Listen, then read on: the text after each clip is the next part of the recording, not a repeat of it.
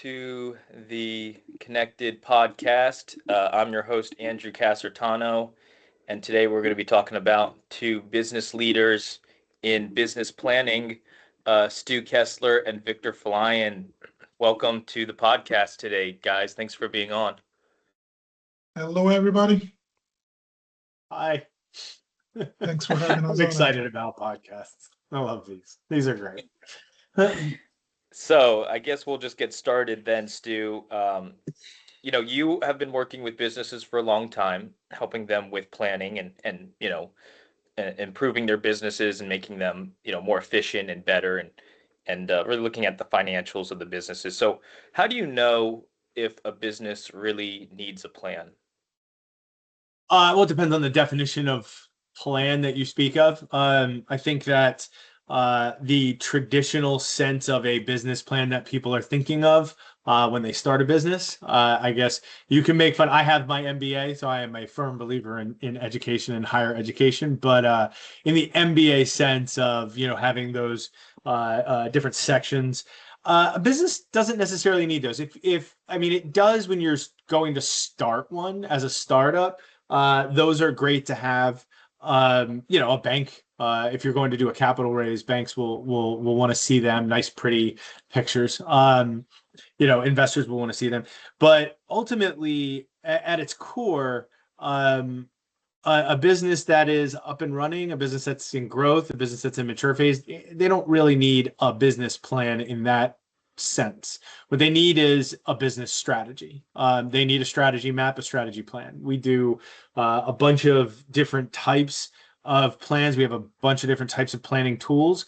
But ultimately, it's not a one size fits all document like a lot of business consultants would have you believe. So it's much more. We help businesses, strategize how to grow the value of their business for when they're ready to transition and exit. A lot of advisors in our industry focus on one subset or one type of thing where we are broadly focused. I think that one of the things that makes our managing partner of our firm very good at what he does is that he thinks very in binary, black and white, ones and zeros, on and off, right? It's a yes or a no, versus my thought process is everything in life is a shade of gray. So there's no one box that any one of these businesses can fit into. So I know it's a very long-winded answer, but how do we know when a business needs a plan? I mean, every business needs a plan. It's just how well can we help businesses? Depends on when we come in and look under the hood at basically 8 basic areas of operating a business. It's our planning wheel that we look at. So, there hasn't been a business yet that I've sat down with and said, we can't help. But some businesses are much more versed and well off, where we don't have to scrap things and then come in. We're just building on top of. But that's my long-winded answer of saying everyone needs a strategy and everyone needs a plan. How detailed and how complex just varies from business to business and industry to industry. Great. Yeah, that makes a lot of sense. You want to have an active plan, you want to have a relationship and not just like a transaction. And how about you, Victor? So you're kind of the numbers guy. How do you help implement those kind of plans that Stu was talking about? I do want to qualify ever so slightly Stu's comment about we haven't seen a business that we can help. I think we've come pretty close with one business, but I'm not going to dive any deeper into that. To answer your question, think of the idea of a plan as think more of planning, think more of a process. With any successful business, it's about having a clear sense of what kind of future state you want to create for the business, growth, inclusive, one of the things that we always talk to business owners about is four key segments in the planning process. Strategic management, we talk about risk management, we talk about talent acquisition and retention, and we also take a look in addition to those three things. I'm actually having a brain fart right now. On what the But fourth one was? yeah, those three areas, and I'm sure I'll remember the fourth in just a second. But there's a relationship between strategic management, broadly speaking, and transition planning. And when I talk about keeping an end state in mind, it's knowing that every business venture has two bookends. It starts at some point, and at some point, whether you're dragged out of that business foot first, or you make a decision to walk out of that business yourself, there's going to be an end point at some point. So what we do is we work with clients to make sure they're strategic in the way they're structuring the growth of the business and the evolution of that business between those two bookends. So we're more focused about the process of evolving that business over time, rather than taking a snapshot of any particular point in time. I like that. Yeah, that's a great way to think about it is like you don't want just a snapshot. You want the whole relationship. You want to walk through the business, through all the walks of life. Now turning to you, Stu, about, so you have been doing financial planning for a while and you have personal clients. Um, what made you get into business planning? What need did you see businesses had out there, and what made you kind of be drawn to helping businesses? Okay, what a great question. A lot of texture and layers to that one. So I've been in the industry for almost 15 years now. So I started off working at Northwestern Mutual. I graduated. So my background is actually, so my undergrad degree is I got my BS in accounting from the Smith School of Business at Maryland. And I took a bunch of classes to get 150 credits because I thought I was going to sit for the CPA. I went and interned for a brief stint under Deloitte and found out quickly that I was not structured or cut out for that. So I came back and I decided, I wanted to work within the construct of business. And I think it was advisory that kind of caught my eye a little bit. I had a great managing director of Northwestern Mutual in Columbia, and he brought me in, and it was funny because he had a fun conversation back and forth. But basically, I was excited. I wanted to do collar option strategies and laddering out bond portfolios. Right, I was really excited. Not to say that stuff is boring. I mean, investing has gotten very interesting over the last 6 years because of the chaos of the global pandemic and fixed income meltdown of 22.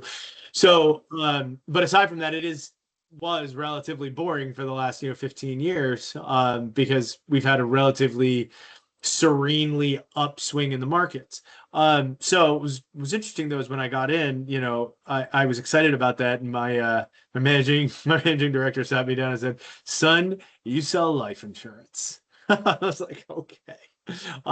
But what I really like about what he did there was I was 30 years old, so it gave me a good understanding. It beat into my head a good understanding of what risk mitigation is and why insurance is a very needed, necessary component of what it is that we do. Necessary evil, if you want to call it that. I've seen where having the insurance really changes lives. But aside from that, the reason I got into businesses was because individuals and families, as you're getting higher and higher net worth, they become more complex, but only up to a certain point, right? In their holdings and stuff. When you really sit down and work with businesses, for all intents and purposes, are the Wild West, especially small businesses and in businesses that have revenues of less than 30 million. I mean, it's anybody's game. It's anybody's thought process there. It can get, I mean, it's chaos, really. And the more crazy something is, the more it feeds the beast of my excitement, of my attention. The reason I actually got into it was a little bit different. I pre-pandemic, we used to, as advisors, drive around from house to house and office to office. We'd have some clients come into the office, but a lot of what we were was traveling. And so very early on, I realized if I could do benefits, group benefits, health insurance, 401ks for a business, I could go into that office and I could have 7, 8 meetings in a day and still be home while it was light out for dinner. It was the way of capturing a bunch of meetings all in one very quick very quick session, if you will. It was much more efficient to do it that way. But after getting in there and working in there, I took a little hiatus from the industry for about a year and a half. I went and I worked with a family small business owned. They had 130 employees. They focused in the automotive space. And what I did was I sat down on the other side of the table from people like myself. And I learned very quickly what businesses needed out of advisors, small businesses specifically. And it actually helped inform what I was doing with individuals and families as well. But it was really eye-opening on what it meant to sit on the other side of the table, because when we're in our echo chamber here, right, like when we're talking about businesses and what they should be doing and their different, whatever, I'm not going to get into jargon, but when we talk about those things, people glaze over. It made me really understand that, showing off, my ability to spit out acronym after acronym was unnecessary and irrelevant. Knowing the different ratios and statistics, yeah, that's great for me to nerd out on. Me and Victor, we have a lot of fun talking about that stuff, Sorrentino ratios, and different Monte Carlo analysis. But at the end of the day, people want simplicity. They want to be in the know, but they don't want to know how the sausage is made. They pretty much want to, hey, give it to me in terms that I can understand. Let's coordinate, let's situate, and let's move on from there. So once again, long-winded answer. I'm sorry about that, but that's how I got in. I got in because I wanted to work efficiently with my week. And there was no other way of doing 8 meetings in a day without people coming into the office. And then I got in and started seeing what they needed, and then took a little bit of a hiatus for about a year and a half, and realized that, man, there's a vacuum in a large segment of this country needs what we offer. So anyways, that's Absolutely. that's what I got. That was great. That was great. How about you, Victor? How did you, why did you get started in this business planning? And what have you learned that, that you think that people out there, a lot of business owners will be listening to this podcast, hopefully, right? And so I guess their question is like, what can an advisor do for me? So what would you say to those kind of people? And if you could touch on your background a bit as well. I love the way you also tie the question to my background, because that's exactly what I was going to do. A lot of it has to do with my background. I have a background in the nonprofit sector. Straight out of college, I was hired by a nonprofit that was involved with lobbying Congress, primarily for development projects in third world countries. I grew up in Nigeria, and a whole lifetime ago, I went to med school, determined it wasn't for me. I wanted to experience what was different about a developed sector nation that was missing in my country. So I got into the nonprofit universe from that perspective. One of the lessons that I learned in the nonprofit universe is that one of the key differences between a developed nation and a developing nation is the ability to build institutions that are sustainable. And so when I got out of the nonprofit world and I was looking to apply the lessons that I learned in nonprofit, in the for-profit universe, and also taking the skills that I had acquired in that context, one of the areas that was pretty obvious to me was in financial planning and financial services. Financial planning and financial services, I believe, gave me the opportunity to do something meaningful for people, similar to what I was doing in the nonprofit world, while at the same time honing my ability to build institutions that are sustainable. Putting those two things together, managing a business for myself that entails helping other people to develop businesses that are sustainable for me was just a pretty obvious answer to what I was looking for. Meaning I am building an institution that is focused on helping people build institutions. For me, it was the best of all possible worlds. So I looked into some of the necessary skills I needed to develop to be able to do that more effectively, which is why I enrolled several years back in the CFA program.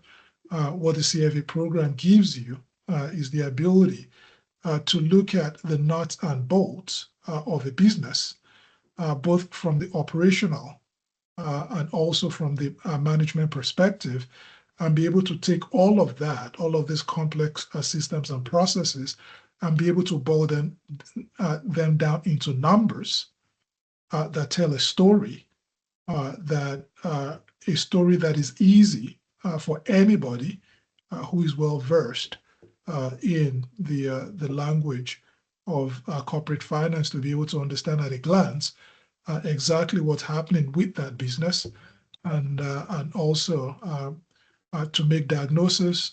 What are the things that can be improved, and how can you reflect that improvement in the transformation of those numbers over time. So, in a nutshell, that's the background, and that's what led me to exactly what I'm doing now. Mm. Yeah, it's interesting. You want to make sure businesses have a system in place, and it seems like that's kind of why you got into it. Stu, going back to you, what do you say to people who say, I can do this, I can put the system together myself. Uh, I don't need an advisor to help with that. And I'm throwing you kind of an exciting question here to get you a little riled up because That sounded pretty exciting.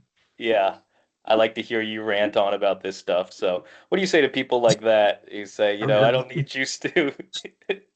What do you say? I would say sure. I mean, it's well. I'm gonna surprise you a little bit here. Yeah, people don't. Google is an amazing thing. YouTube, I mean, be careful. Inside of that world, but no. To be perfectly honest, you're right. I mean, do people need an advisor? Do people need consultants? I mean, there's a lot of jokes out there about consultants and the way that they do they really affect change or do they really do anything? I would say this. We do help people. These are things people can do themselves. Absolutely. The difference that we provide is we have the education, we have the time, the experience in this industry. I mean, I helped build our firm. I mean, it was Brian Walsh and I sitting in a little office, half the size of the office that I'm sitting in right now. Anybody that knows Brian Walsh, he's a relatively sizable human being. Two of us. It was cramped. It was interesting. In the beginning of 2016, end of 2015, early 2016, and now we've blossomed and we're doing well. So it's a lot of what I can sit in front of clients and say is a lot of me too. I know what it means to be in that seat. I know what it means to have to wear 900 hats. I know what it means to have I know what it means to have, survival anxiety, not knowing where the next dollar is coming from, right? So there's a lot of me too when I sit in front of clients. It's not I just went to school, so I now know everything about business, and I'm going to tell you how that works. It's not like that at all. It's, yeah, man, I've sat exactly where you are, worrying, how am I going to make my mortgage payment? You know, like, I mean, I fully understand that and appreciate that. So at the same time, you know, yeah, do people need us? Sure, absolutely. For some things, yes. For some things, no. There's some things that people can do all by themselves. I think one of the things that, from an operational efficiency standpoint, anybody that's listened to any podcast or read any book, you know, it's when it comes to doing operational efficiency, it's, you know, streamline, automate, delegate, right? If you can figure that out, that's great. If you can figure out your processes, what we do is we shine a mirror into areas that people just either haven't thought of or didn't even see themselves. It's kind of like that concept of the Johari window, you know, like you have the knowns and the unknowns, and then what's unknown to you and what's unknown to everybody else. That thing usually fleshes out when we have conversations with clients. That fourth quadrant where it's like, you know, this mysterious netherworld, a lot of stuff comes up there. It's like, oh, this is why I haven't been able to get this other thing accomplished, because I didn't realize I was being hampered by X over here. A lot of things that, you know, so I'm not going to rant on like, yes, people need us. No, it's, I mean, to be perfectly honest, you know, a lot of these things people can do themselves. The difference is how much time do you want to spend on it? How much effort, how much energy, you know, do you have the risk appetite to say, hey, I'm gonna put my full weight behind this situation, and if it doesn't work, well, I wasted that 2, 3, 6 months, you know, year, whatever, trying to figure that out. Whereas you can sit with a team like us. Now, it's also got to be a good team. There are people out there just chasing after people's pockets. No one client's going to make or break our existence. We love working with our clients. We're somewhat selective with who we work with, because, you know, if we're going to sit in front of somebody, it's not egotism that like, hey, do as I tell you, but it's, look, if you're going to get the value from working with us, yeah, you're going to have to jump in the pool with us. So, you know, that's where our selectivity comes into play. But the reality is that a lot of people can do a lot of the stuff themselves. I would pose back the question, well, if you can, why haven't you? You know, like, if this is something that was important to you, or that you can do this, and I sit in front of you and tell you, oh, X, Y, and Z, you're like, oh, wait, I can do that. Okay, why haven't you? And the reason is inefficiency, it's lack of time, lack of prioritization. You got, life happens. I have a 3-year-old and an 18-month-old. I fully embody the life happens. So, yeah, no, I mean, people can do this stuff themselves, absolutely. But why? Why try to do this? Right, right. Why not save time, energy, and money hiring an expert? And can you talk a little bit about your SEPA designation? You know, what that entails, and maybe some of, I mean, you've gotten, and we've all gotten here, including Victor and I, have gotten all these different licenses to you know, to be in this industry. So can you talk about that a little bit, Stu? Yeah, so CEPA, for everybody, CEPA, Certified Exit Planning Advisor. It's actually a pretty cool designation, pretty cool group. It's a unique group because it straddles such a bunch of different industries. It's not just, you know, advisor related. So I'm also a CPFA, right? Certified Plan Fiduciary Advisor, which specific to our industry, but I know CPAs who are CEPAs. I know CFAs who are CEPAs. I know people that work in private equity that are CEPAs. It's very interesting. I know a psychologist that's a certified exit planning advisor. Very interesting to have that community that we work within.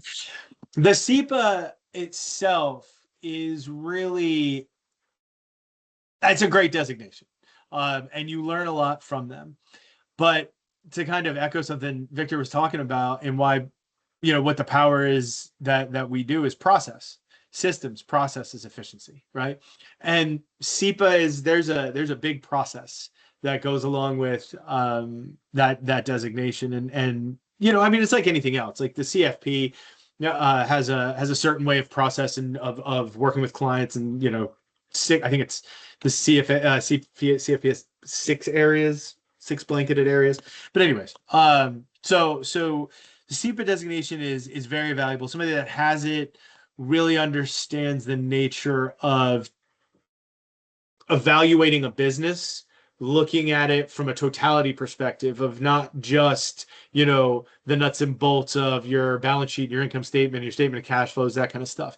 But how does the alignment of your organization work? How do the relationships work within the construct of not just, you know, top down, right? Not just, you know, executive leadership team to boots on the ground, but also within the top, you know, C-suite, even, you know, advisory board stuff. How do those interpersonal relationships work? How does the owner and the interpersonal relationships with their families, right? When a business goes to transition, and the business owner, Mr. or Mrs. Business Owner, decides to stop doing what they've been doing for, you know, 3+ decades, they're giving away a child, right? I mean, that's what every business owner almost every business. Victor knows exactly why I stopped referencing that one. Almost every business is like a child. Some business owners are like, yeah, it's a means to an end. Yeah. And very few. Most of them care very deeply about the thing that they built from the ground up, like an additional child. But a lot of times when that owner leaves and doesn't have that business anymore, he goes home or she goes home, and the family goes, yeah, I don't know who this person is. This person has had a lot of attention other places, and now they're home. Can you go back to the business? So the CEPA designation, a lot of this stuff, it really kind of it works in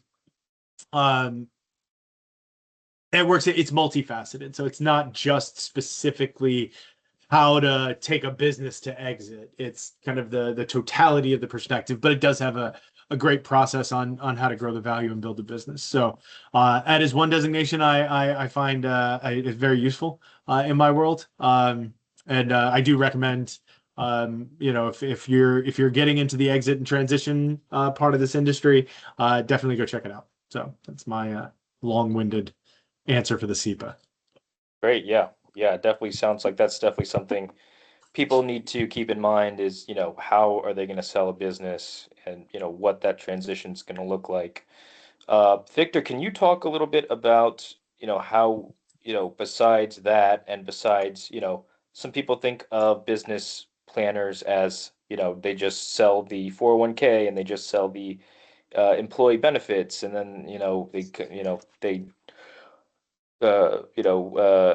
ride off into the distance. I was trying to think of that metaphor, into the sunset.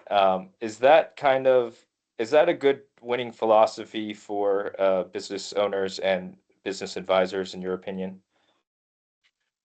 Can you help me understand that question a little better? Are you Yeah. asking? Yeah. So, so what? I guess let me rephrase that.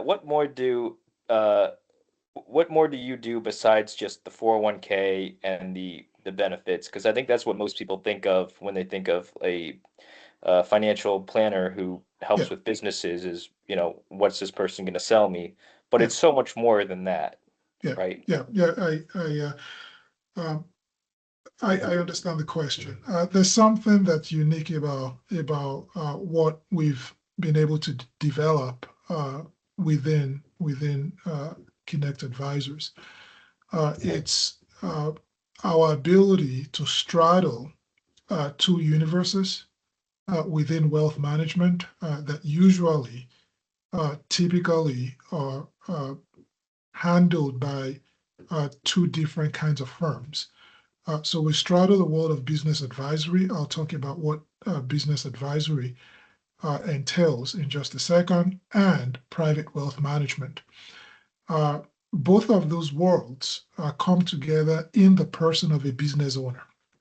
And for most financial advisors, the business owner is like the holy grail of your aspiration as a financial advisor is to have access, because business owners are the engines of our economy, so to speak.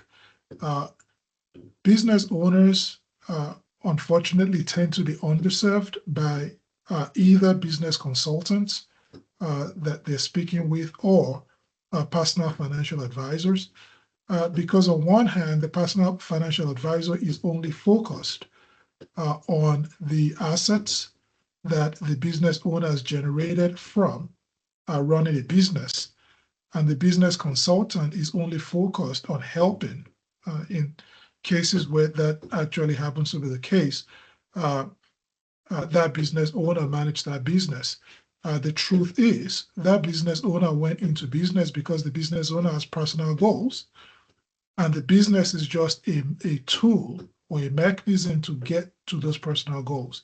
That's where we come in, because we are working with that business owner in a holistic way. We're working with the business owner not only to grow value in the business. I talked about the 4 areas that we focus on: strategic management, transition planning or exit planning. Both of those 2 things are related. Risk management and talent acquisition and retention. All of those are related to being able to grow value in that business over time, right? From beginning to exit. While we're doing that, we're also helping that business owner capture the value that is being created in the business through the business advisory services in their personal balance sheet. So essentially what we create is a way that for the business owner, there's really no distinction between the business balance sheet and the household balance sheet. All of those things are unified, they're working in unison, and they're connected through our services with the long-term goals, both personal and business, that the business owner set for himself. Yeah, that's great. Yeah, I like what you said about, combining the business and the personal, because a lot of people want to separate those, but they're so intertwined that if one dies, then the other is probably going to die as well. You're just one person, right? Unless you're Exactly. schizophrenic, which I wouldn't advise. Oh, great. Great. All right. Well, appreciate that. I'm gonna wrap up in a bit. Just wanted to ask if you guys have any last tips for business owners out there to, help them reduce stress and look at these, type of things and make sure that they're not losing money, and like what kind of final tips or final thoughts would you give to business owners who are, considering, should I hire a financial advisor? Should I do it myself? What would you tell I them? mean, I'll leave Stu with a final word, but I think Stu is probably going to echo this. We know exactly what you're experiencing. We're business owners ourselves, right? And that feeling that you are experiencing, that feeling that there's never enough time in one day, that feeling that I got into this business because I have a skill or I have a product that I want to sell, and now I have to deal with like 5 million things like accounting and managing staff and building systems and processes and having technology, all of that, that feeling like I didn't get into business for this, we get it, right? We experience it every day. We know how to help you navigate those things, and everybody needs help. Great, great. And how about you, Stu? Oh, goodness gracious. Yeah, everybody needs help. I'll agree with that. I think that at the end of the day, trust is the biggest thing that is key in working with an advisor, and working with this type of situation. And so I am not speaking ill of anybody. I started in the industry, sitting with business owners saying, yeah, I work with business owners, when I was really like just looking to figure out how can I take over their 401k plan? How can I get them to adjust their health insurance, right? Yeah. Which is, listen, man, look, there are people that specialize in that. I mean, shoot, I've got my CPFA. I manage 401ks, I mean, it's, you think it's one thing when you get into the industry, you think like, oh, managing 401ks, that's just, big investment accounts. It is not. It is nothing but compliance work. That's all it is. It is paperwork, man. Right. It's worse than, anyways, whatever. But I do it still, right? More of a value add. It's more kicking and screaming. I'm just kidding. I'm very good working with 401ks. If you have a conversation or a question about that, I have no problem doing that. But it's just a lot of compliance. It's a lot different than what people think. But I mean, at its core, right? Like the biggest problem I think that businesses and business owners have is trust. And what you need to do is you need to trust the people that you're talking to. And I think we make this subject, money, finance, debt, so taboo in this country to talk about it with the people that you're close to. Stop doing that. Go talk to somebody that you know, that you admire, that you think of, and talk to a few people, not just one. You'd be amazed. About 95% of the people running around out there, tell me if I feel like I'm being conservative on this number. I think it's probably higher, but I'd say about 95% of the people running around out there in this country are absolutely in shambles or chaos when it comes to their finances, whether it's full of debt or, money that's just sitting, like, old 401ks that are floating around. People are not coordinated and organized as you think. There was somebody said this to me a long time ago. It isn't something that I said, but it's funny, and I'm going to kind of steal it right now, right? Like when you were a kid, right? And you looked at adults and you looked at your parents, right? You thought, man, everything is so ordered and organized, and everybody's got their stuff together, right? Like everybody is, there's a plan. And then you become an adult and you realize everybody's just winging it. Nobody has a plan. Nobody's coordinated out here. Like, and that's really where we come into play. And that's why we're so valuable, is that we look at you and go, yeah, no, none of you, I myself included to a certain degree, right? And to a certain extent, I've got a very, symbiotic, dynamic working relationship with my wife when it comes to our internal household finance and expenses. And it's something that works for us. But working in this industry for 15 years, I've seen it done 25,000 different ways. Some of them work really well, some of them don't, right? Some things that I've got a client's household that works really, really well. Their business and their household works really, really well. It is completely divergent from what my wife and I do. I make money, it goes into an account, and I never run out of toothpaste. It's phenomenal. But that's how things work in my house on the day-to-day minutia. I do the strategy, I do the long-term planning. She does the short-term stuff. But the reality of what it is to live in this society, in this culture, in this life, we are pushed and pulled. Business owners are pushed and pulled by a million different things. You are just assaulted on a daily basis with fires and all sorts of stuff. The reality is that the vast majority of people are like that. And we really need to open up a better dialogue so that people can find the people that they trust to be able to help in these situations. When you come in and work with us, when you talk with me, I just sit there and empathize. Me too. I've been in debt in my life and climbed out. It is miserable, right? It is miserable to have to climb out of debt. It is so difficult and crushing, really difficult debt. I mean, it was when I was younger, but it's just a lot of, look, you're not alone, and talk to people about your situation. Now, people will also lie to you about their situation and tell you they're doing great.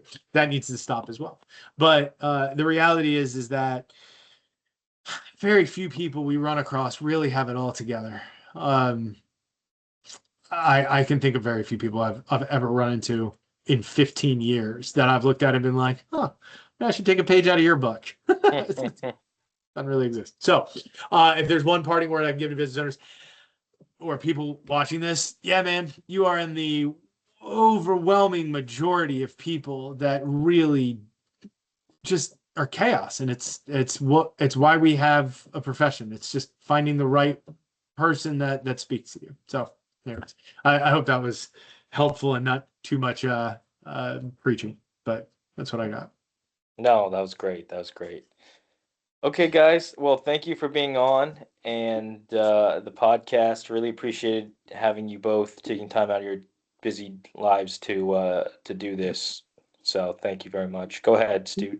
I'm sad because Victor and I didn't play off each other more, and really Victor and I, like, we seem like we're two distended people, and I I don't just want think to say so. this, Victor. I listen, man. You, sir, like, I just want to say this. Victor is the glue to my existence. So I don't know if anybody else can kind of see through this, like, through this conversation, but Victor, I will say this: I am the touchy-feely one. I will talk to you about your mission, your vision, your values, your alignment of everything, making sure everything feels huggy and good. Where Victor is just, yeah, no, that here's the facts. This is how it lines up. So, anyways, I think we did play off each other well, but I just wanted to point out that Victor is my I was Victor's gonna my say maker. Mr. Casatano here is actually the man. He's the man. That's the guy you want to talk to. That's a good That's point. yeah. That's those are my Well, final words as an exit. Talk he to had Andrew. he had us on this call. Like, See? obviously he's He's a the man. ringleader of so. All right, guys. All right, thanks, guys. Hi. All right.